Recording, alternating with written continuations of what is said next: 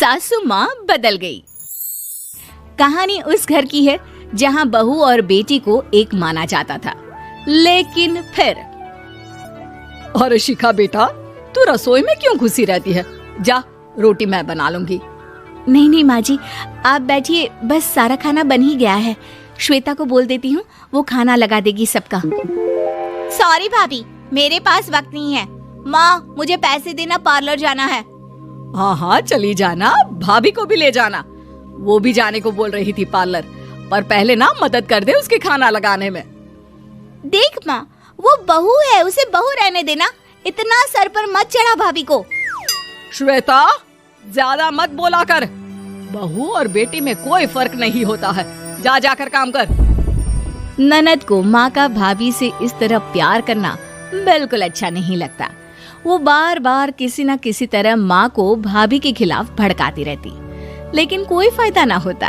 एक रोज, अरे बेटे किशन, जा बहू को कहीं घुमा कर ला, सारा दिन घर में काम करती रहती है। हाँ हाँ माँ, हम लोग जा रहे हैं ना गोवा। अच्छा जी, भाभी ने तो हमें बताया भी नहीं। वैसे तो सारी पंचायत करती है, ये गोवा वाली बात क्यों छुपा गई हमसे? अरे क्योंकि उसे खुद नहीं पता था बहन। मुझे टिकट सस्ती मिल रही थी तो मैंने बुक कर दिया। हाँ शिखा, पैकिंग कर ले, संडे हम जा रहे हैं गोवा। दोपहर में शिखा पैकिंग कर रही थी कि सास आ जाती है। ये क्या बहू, साड़ियाँ? अरे गोवा जा रही है घूमने या फिर शादी में मायके हैं? माँ जी, ऐसा कुछ है ही नहीं, समझ में नहीं आ रहा क्या रखूं कपड़े में। अरे तेरी और श्वेता की साइज तो एक ही है, उसके कुछ मॉडर्न कपड़े ले ले, आकर लौटा देना। हाँ माँ जी, ये ठीक रहेगा। शिखा श्वेता के पास जाती है और उससे कपड़े मांगती है। ना जी ना, मैं अपने कपड़े ना दूं, वैसे भी फैल जाएंगे मेरे कपड़े, बहुत महंगे वाले हैं। शिखा मुंह लटकाकर कमरे में आ जाती है तो सास कहती है, चल तैयार हो जा, तुझे मैं शॉपिंग करा कर लाती हूँ गोवा की। बस फिर क्या था, सास बहू निकल जाते हैं मार्केट और एक से बढ़कर एक ड्रेस खरीद कर घर आते हैं। पहले बता देती कि नए कपड़े दिलाने वाली है भाभी को, तो मैं अपने ही दे देती ना भाभी को, मुझे दिला देती नए कपड़े। देख श्वेता, परिवार का मतलब सबके साथ रहना होता है, ना कि सिर्फ अपना सोचना। वैसे भी तुझे अच्छे संस्कार सीखने चाहिए। और रही बात कपड़ों की, तो शिखा, आज से घर पर भी तू मॉडर्न कपड़े ही पहनेगी। कोई जरूरत नहीं है ये साड़ी वाड़ी लपेटने की। अब क्या था, घर पर श्वेता और शिखा एक जैसे रहते। एक बार पड़ोसन आती है।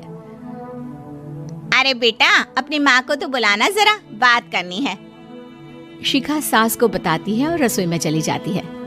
ये आपकी बेटी बहुत बड़ी हो गई है, इसके लिए एक रिश्ता है, कहो तो बता दूं। ये बेटी नहीं बहू है, घर में सब एक जैसा ही रहता है। वैसे मेरी बेटी भी बड़ी हो गई है, कोई रिश्ता हो तो जरूर बताना।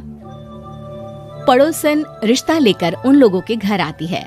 तब श्वेता की होने वाली सास कहती है, तो ये घर है, कितने मंजिल का है? और ये बहू ने आपकी क्या पहन रखा है, जीन्स टॉप? अरे भाई, साड़ी वाड़ी नहीं है क्या इसके पास?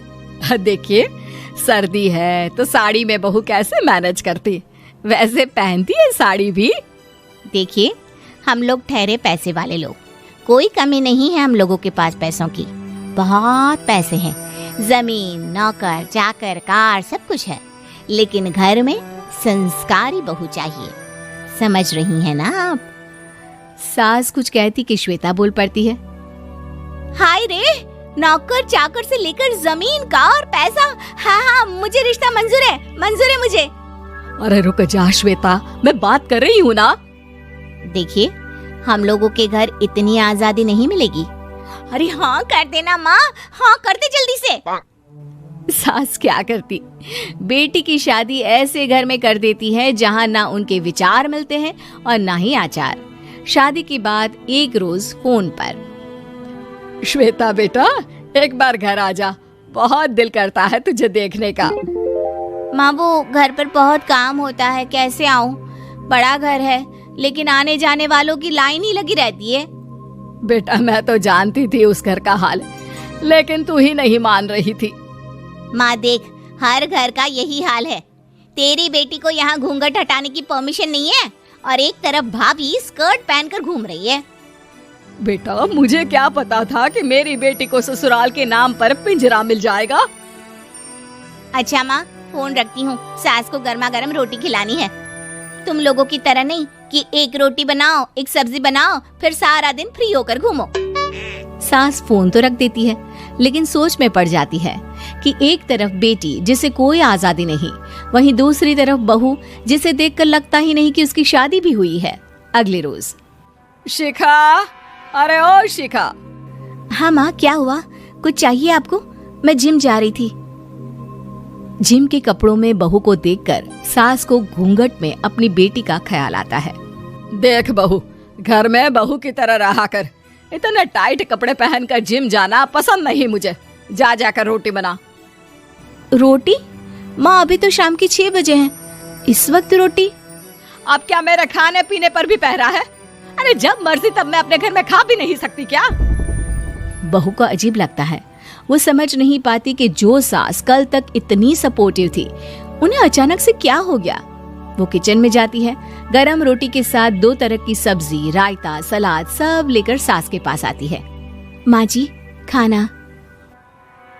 इतना सारा खाना? राक्षस समझा है क्या मुझे? रोटी मांगी थी मैंने गर्मा गर्म बस। पर माँ जी, रोटी खाती किससे आप? सब्जी तो बनानी थी ना। अरे भूख मर गई मेरी तेरी बहस से। जा जाकर काम कर, अंदर पूरी रसोई साफ कर। बहू अंदर चली जाती है। थोड़ी देर में श्वेता घर आती है। अरे शिखा, जल्दी से चाय ला, पकवान बना, मेरी बेटी आई है। अरे नहीं नहीं माँ, ड्राइवर बाहर खड़ा है। मैं तो घर का कोई सामान खरीदने के बहाने यहाँ आ गई हूँ, मुझे जाना होगा। अरे बेटा, पर कितने दिनों बाद देख रही हूँ तुझे, रहने आ जाना 2-4 दिन के लिए। आ जाऊंगी माँ, जब मेरी सास मरेगी तब। मैं तो रोज मन्नत मानती हूँ कि मेरी सास मर जाए तो अच्छा है। अच्छा चल, जा रही हूँ माँ। हे भगवान, कैसे कैसे दिन देखने पड़ रहे हैं मेरी बेटी को। सास अंदर जाती है, जहाँ श्वेता की जिम वाली सहेली का फोन आया होता है। क्या बात है, आज जिम नहीं आई? अरे पता नहीं यार, आज माँ को क्या हो गया अचानक। पर खैर कोई नहीं, लगता नहीं कि मैं अब जिम आ पाऊंगी। शिखा स्पीकर पर बात कर रही थी, जिसे सास सुन रही थी। यार ये सास ना होती ही ऐसी है। मैं तो कहती हूँ बुढ़िया जल्दी मरे और तू आराम से जिए।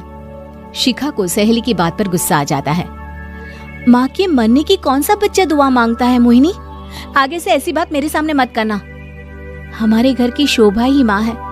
क्या हुआ जो थोड़ी सख्ती दिखा रही है? उसमें भी कोई ना कोई उनकी भलाई ही होगी। मैं तो कहती हूँ भगवान मेरे जैसी सास सबको दे, जो सिर्फ माँ की तरह है। सास वाली तो कोई बात ही नहीं है उनमें। सास ये बात सुन रही थी। उनकी आंख में आंसू आ जाते हैं कि क्यों वो बेटी की किस्मत में बहू को भी भागीदार बना रही थी। शिखा, अरे ओ शिखा, क्या हो गया? जिम नहीं जाना क्या?